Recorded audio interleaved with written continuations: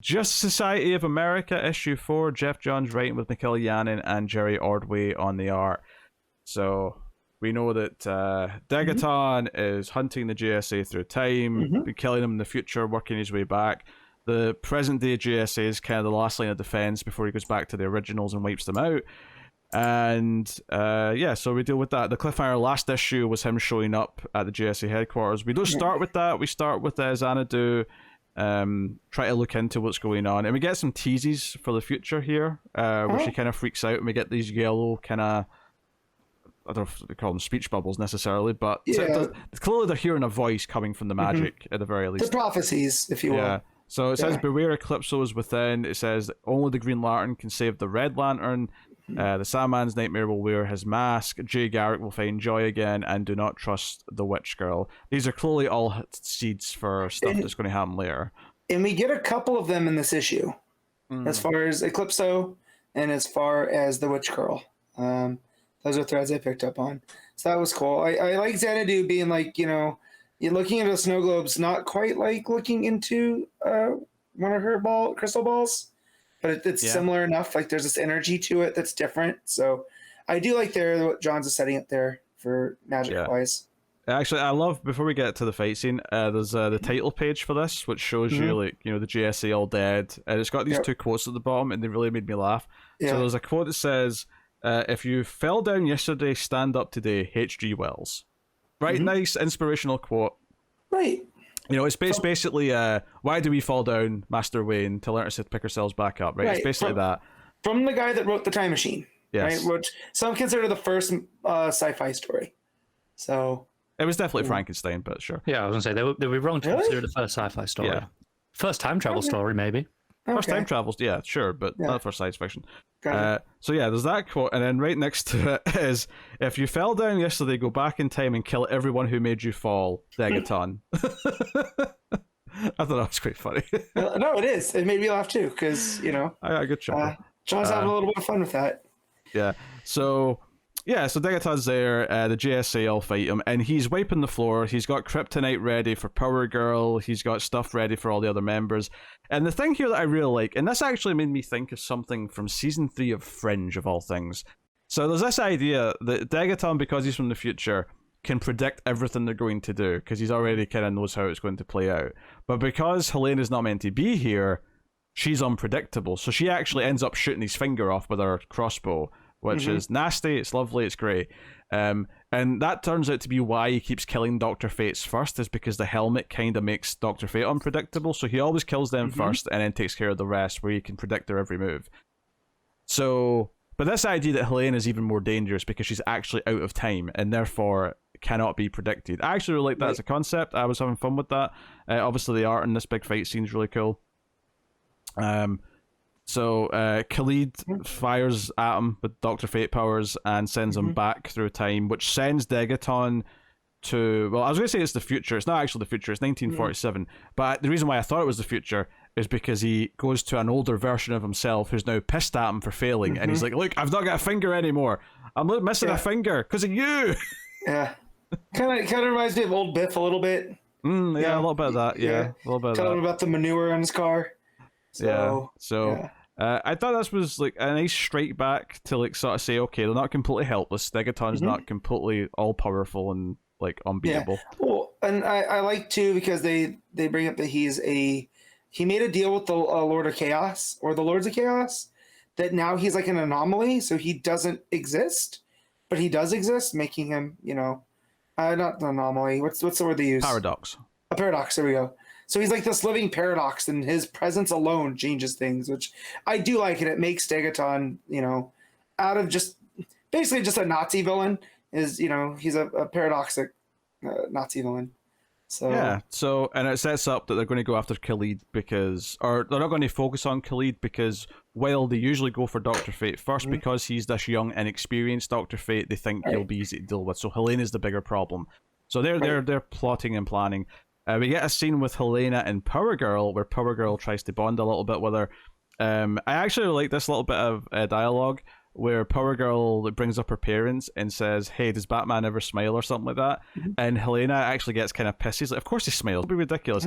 And it made me laugh though, because they are she looks kind of like. She looks kind of like pissed, but she looks like she's Batman for a second, where she's sort of skilling at her, and I just thought that was quite funny. And I feel like Power Girl got a charge out of that. Some of her father came out of her when that was challenged. So I thought that was fun. You got Midnight and Young Wildcat working on stuff. She's taking Lazarus pills as Wildcat, so I'm sure that'll come up in a big way. But and it's because she's got Eclipso. She's trying to keep Eclipso at bay. Yeah. So that there's some stuff with the JSA discussing their plans and what to do. Stargirl and Jakeem are flying off to do stuff. But the big ending of the issue is that Helena has left. She's ran away to Gotham, and the final page, as Batman's taking down the Toadman, is Helena showing up and saying, "I'm your daughter, and I've come back to save your life." So we're going to get Helena with Batman next issue, which should prove entertaining. Because one of the conversations she has with the JSA is that she can't reveal anything about Batman dying, right? Because Batman still has to fulfill that. So the fact now that if she can't come to tell him that, in essence, she's creating a paradox, right? Actually, I think it's Xanadu who specifically, when they bring up Batman's dying, can we do something about that? She says, no, we can't interfere with that. That has to be whatever it is. Okay. Yeah, so there's Xanadu. So now that Helena's going there and doing this, I feel like this is part of the plan now. Basically, like, she is smart writing, because in that scene, she specifically says, we can't interfere with the course of destiny and Batman dying. Right. So the end of the issue being Helena going to see Batman when she's not supposed to has meaning to us, the reader, because we're like, oh shit, she's breaking the rule that was just established. Right. So, simple enough. Well, and then on top of all that too is that the fact that Degaton was able to counter all of the heavy hitters, but not Helena, because she's out of time and all of that. The thing there too is that the reason that he knows about all this is old Degaton brings up the Salem, the witch girl that we saw in Stargirl, right? And that that prophecy at the beginning that she can't be trusted. So something happens along the lines, right, that she was Dr. Fate's first sidekick. So if she's the one that's letting them know about, you got to take out the Fates first, what else is going on? What had happened with her? Because we know she's out of time now, right? Because she came off the island with Courtney. Yeah.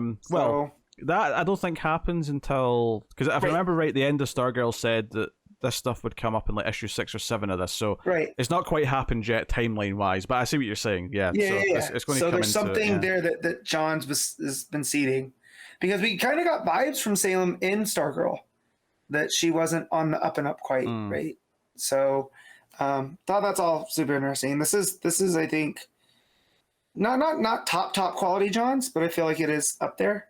I'm having a good time. This is definitely him playing with all these GSA toys in the toy box in a way that's not been done in a while, and I'm having a good time with him exploring it. And obviously all those other little teases, like obviously Jay will find Joy again. Oh, that's his daughter probably. That's talking about Judy. Right. Which then I had to remember it's Judy, not Joy. That she's Judy Garrick, not Joy Garrick. So I was like, oh yeah, he does. Oh wait, no, that's not her name. Yeah, no. I think it is referring to Judy. It's just, but Joy's not the name. Right. Exactly. Joy's more like, just the feeling that he's going to have. I got hooked on the J of it all. Yes. So yes, but yeah, no, it was all. I really enjoyed this issue. Yeah, and the art is like phenomenal. And Ordway's been used in those, like, so it's when I think Degaton goes to like the other time period where he, that's where the different art comes in. So it's used sparingly, but so much of it is the fantastic Yanin art. The fight all looks really great.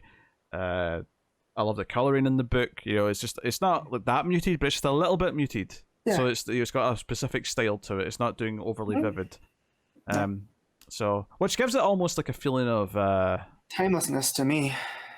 I was going to say just a slight prestige.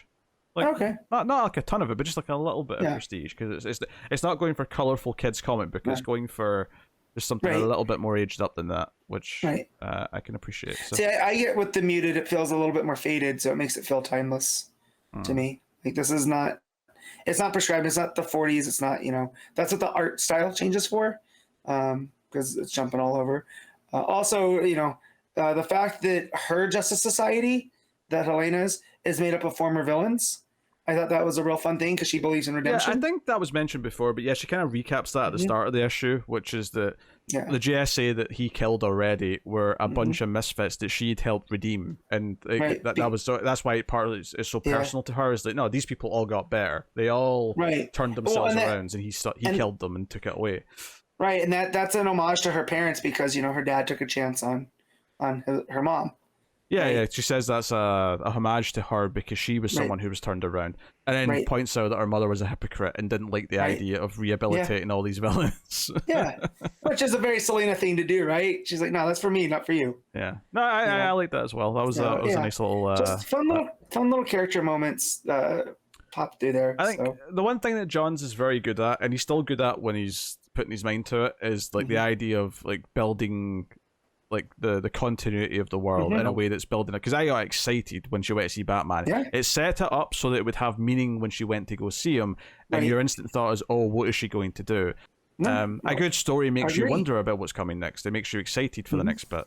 And I think John's, obviously we don't get as much from him as we used to, but I think when he is on, he is still on, and I think this is probably the best thing he's done since Doomsday Clock, honestly. Yeah, and I really enjoyed Stargirl, but that kind of whimpered out. I mean, I enjoy Stargirl, but it was definitely but not as good like as this. Yeah, this is better than Stargirl, and not that there was a lot of competition in it. Like the Three Jokers was, we don't talk about that. Yeah, we'd have to talk about Three Jokers. I don't even remember how that ended, so I'm okay. So. I think I do. I don't want to though. Didn't it end with Jason Todd? I said I don't want to know. Yeah, that's all I remember. I remember being annoyed that it was Jason Todd. It was Jason Todd stuff. Yeah, it was nonsense. It was definitely. It felt very out of continuity by that point because it just wasn't. It wasn't jiving with anything else. And it took Jason Fabok away from us for so long. Has he done anything since? I don't think so. I don't think so. No, not a DC anyway. Nothing we've come across. Anywho, let's rate the GSA book issue 4. 8.5 for me. Yeah, I think I'll just